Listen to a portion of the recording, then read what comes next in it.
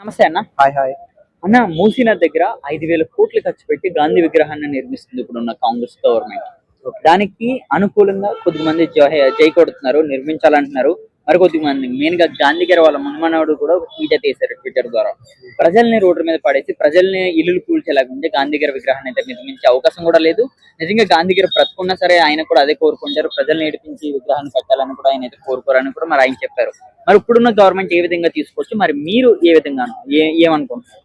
అంటే ఇప్పుడు ప్రభుత్వం మన రేవంత్ రెడ్డి గాంధీ విగ్రహాన్ని పెట్టాలంటున్నారా? ఎందుకోసం పెట్టాలి? దేనికి? గాంధీ బతుకున్న అంటే తను చనిపోయేటప్పుడు ఏమన్నా ఈయన కళ్ళలోకి వచ్చి చెప్పాడా నా విగ్రహం పెట్టాలి అని చెప్పేసి? నాకు ఎప్పటి నుంచో అర్థం కాదు బ్రో. చాలా మంది మన డివైడర్స్ కానీ తర్వాత వచ్చేసి సర్కిల్స్ దగ్గర విగ్రహాలు పెట్టడానికి, తర్వాత అక్కడ వచ్చేసి మన డెవలప్మెంట్ చేయడానికి డబ్బులు ఎక్కడి నుంచి వస్తాయి? కానీ అక్కడే దాని పక్కన రోడ్డు బాగాలేదు, అక్కడ వచ్చేసినట్టు రోడ్డు మీద పడుకుంటారు చాలా మంది, వాళ్ళ పరిస్థితులు బాగుండవు. మరి వీళ్ళకేం తీసుకురా రోడ్లు బాగా చేయమని అంటేనేమో డబ్బులు ఉండవు. కానీ డివైడర్స్ మంచిగా చేయడానికి, డివైడర్స్ మీద మంచిగా డెవలప్ చేయడానికి, లైట్లు హంగామా చేయడానికి ఎక్కడి నుంచి వస్తాయి డబ్బులు? అంటే వీటికేమన్నా పైసలు చెట్ల నుంచి కాస్తాయి? అంటే వీటికేమో రావు, కానీ వాటికేమో ఎక్కడి నుంచి వస్తాయి డబ్బులు? అంటే 5,000 కోట్లు ఖర్చు పెట్టి ఒక విగ్రహాన్ని నిర్మించడం ఎంతవరకు కరెక్ట్? రూపాయి కూడా పెట్టకూడదు. ఎందుకు పెట్టాలి? రూపాయి కూడా పెట్టకూడదు. దేనికి పెట్టాలి అంటున్నాను. అంటే అది గాంధీ విగ్రహం అనే కాదు, ఏ విగ్రహాలు పెట్టకూడదు. అంటే ఇప్పుడు రేపు రేవంత్ రెడ్డి చనిపోతాడేమో చెప్తున్నా, మామూలుగా ఒక రాజకీయ నాయకుడు ఎవరో ఒకరు చనిపోయారు అనుకో, వాళ్ళు వచ్చేసి ఏమన్నా చనిపోయేటప్పుడు చెప్తారా నా విగ్రహం పెట్టండి అని చెప్పేసి? రాజకీయ నాయకులు అందరూ అలానే కోరుకుంటున్నారా? నేను చనిపోయిన తర్వాత నా విగ్రహం పెట్టండి అని చెప్పేసి కోరుకుంటున్నారా? చెప్పండి మరి, దీనికి సమాధానం చెప్పండి. అందరూ ఒకసారి ప్రెస్ మీట్ పెట్టి అందరు చెప్పండి, మరి దీనికి ఒప్పందం చేసుకుంటారా? మీరు చనిపోయేటప్పుడు నా విగ్రహం పెట్టండి, నేను చనిపోయిన తర్వాత విగ్రహం పెట్టండి, నన్ను ప్రేమించకపోయినా పర్లేదు కానీ, నా గురించి చెప్పుకొని ఒక నలుగురికి సాయం చేయకపోయినా పర్లేదు కానీ నా విగ్రహం పెట్టండి, నేను చనిపోయిన రోజు ఆ రోజు వచ్చేసి మీరు దండలు వేసేసి ఆ రోజు స్వీట్లు పంచేసుకుంటే, లేకపోతే శోకం పెట్టేసుకుంటే సరిపోతుంది, మీరేమి ప్రజలకేమి అజ్జేయద్దు అని చెప్పేసి మీరు ఒప్పుకుంటారా? చెప్పండి. అంటే ప్రజలకి మంచి చేయాలని కోరుకుంటున్నారా, లేకపోతే మీరు చనిపోయిన తర్వాత వచ్చేసి విగ్రహాలు పెట్టుకోవాలని కోరుకుంటున్నారా? అంటే ముందు సమాజానికి ఏం చెప్పాలనుకుంటున్నారు? అంటే చాలా రోజుల నుంచి, చాలా సంవత్సరాల నుంచి అలానే వస్తా ఉంది. అంటే అంబేద్కర్ విగ్రహాన్ని కూడా పెడుతూనే ఉన్నారు. ఇక్కడ వచ్చేసి పెద్ద విగ్రహము పెట్టినాము 200 కోట్లు, మేము 2,000 కోట్లు అని చెప్పేసి చెప్తున్నారు. దేనికి పెట్టినా అది ఒక్క రూపాయి అయినా సంపాదించి పెడుతుందా? దానివల్ల ఒక్క రూపాయి అయినా సంపాదన ఉందా?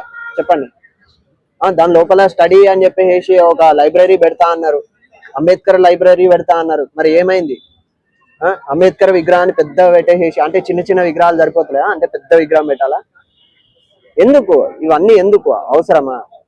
ప్రతి ఒక్క డివైడర్ దగ్గర అలానే ఉన్నాయి. డివైడర్లు ఏమో పెద్ద పెద్ద హంగామా లైట్లు పెద్ద పెద్దగా అవి పెట్టేసి దానికి పెద్ద పెద్ద హంగామాలు చేయడము, ఎక్కడి నుంచో ఆర్టిస్టులను తెప్పించేసి వాళ్ళతో చేపియడము, వీటికేమో డబ్బులు వస్తాయి. పక్కనే ఉన్న రోడ్డు గుంత పోతుంటది, అక్కడనే మొత్తం మూసిపోతా ఉంటది, డ్రైనేజ్ పోతా ఉంటది, అంత డ్రైనేజ్ వాటర్ వస్తా ఉంటది. మరి దీని గురించి ఎవరు పట్టించుకోరు ఎందుకు? అంటే ఈ డ్రైనేజ్ సాఫ్ చేయడానికి ఏమో డబ్బులు రావు, కానీ అక్కడ హంగామా చేయడానికి, అక్కడ ఎగ్జిబిషన్ లాగా పెట్టడానికి, లైట్లు పెట్టడానికి, చైర్లు వేయడానికి, విగ్రహాలు పెట్టడానికి డబ్బులు ఎక్కడి నుంచి వస్తున్నాయి? ఇది ఏ ప్రభుత్వం అయినా ఏదైనా మన గవర్నమెంట్ కి ఏదైనా వచ్చినా కూడా, అధికారంలోకి ఏ పార్టీ వచ్చినా కూడా ఇది చేయకూడదు. ఇలాంటివన్నీ ఖండిస్తున్నాం మేము. ఇలాంటివి చేయకూడదని మేము కోరుకుంటున్నాం. అన్న, మరో విషయం, సుమారుగా 46 కుటుంబాలు రోడ్ల మీదకి వస్తున్నాయి అక్కడ ఉన్న అపార్ట్మెంట్ లో, ఆ ఏరియాలో ఉన్న ఫ్యామిలీస్. వాళ్ళందరూ కూడా అక్రమంగా కట్టారని గవర్నమెంట్ చెప్తుంది, కానీ వాళ్ళేమో ఎప్పటి నుంచో మేము ఇక్కడ అక్రమంగా కట్టారు అని అంటే అందులోకి వచ్చేసి ఎలక్ట్రిసిటీ రాలేదా? వచ్చే ఉంటది కదా. అందులోకి మన ఏమంటారు మినరల్ వాటర్ రాలేదా?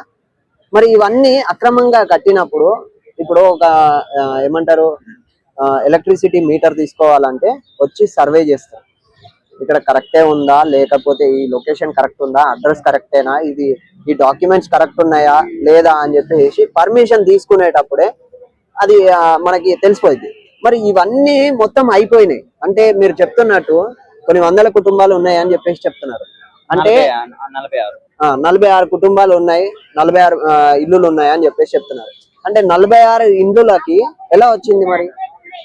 ఇప్పుడు ప్రభుత్వం మొన్నటిదాకా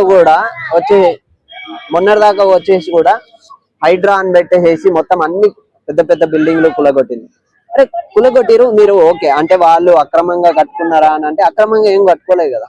అంటే ఎలక్ట్రిసిటీ ఎవరు ఇచ్చారు? గవర్నమెంటే ఇచ్చింది కదా. మరి గవర్నమెంట్ ఎలా ఇచ్చింది మరి?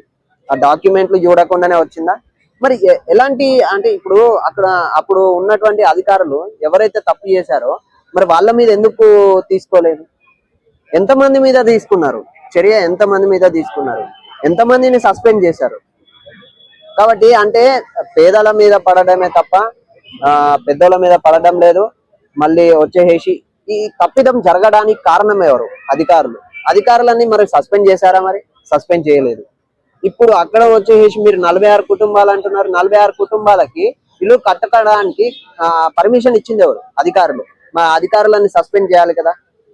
మరి అధికారులను మరి ఈ 2000 కోట్లు పెట్టేసి అక్రమంగానే ఒక 5,000 కోట్లు పెట్టి ఒక మంచి ఇల్లు ఇప్పియండి. మరి ఇప్పుడు వాళ్ళు అక్రమంగా కట్టుకున్నారు, అది గవర్నమెంట్ ప్రాపర్టీ అనుకుందాం. సరే గవర్నమెంట్ ప్రాపర్టీ కానీ లేకపోతే వచ్చేసి ఒక చెరువులో కట్టుకున్నారు అని చెప్పేసి అనుకుందాం.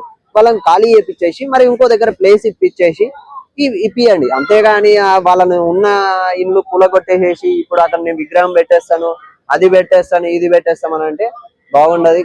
రేవంత్ రెడ్డి గారు చాలా దారుణం, ఇది అసలు బాగుండదు. థ్యాంక్ యూ అన్న.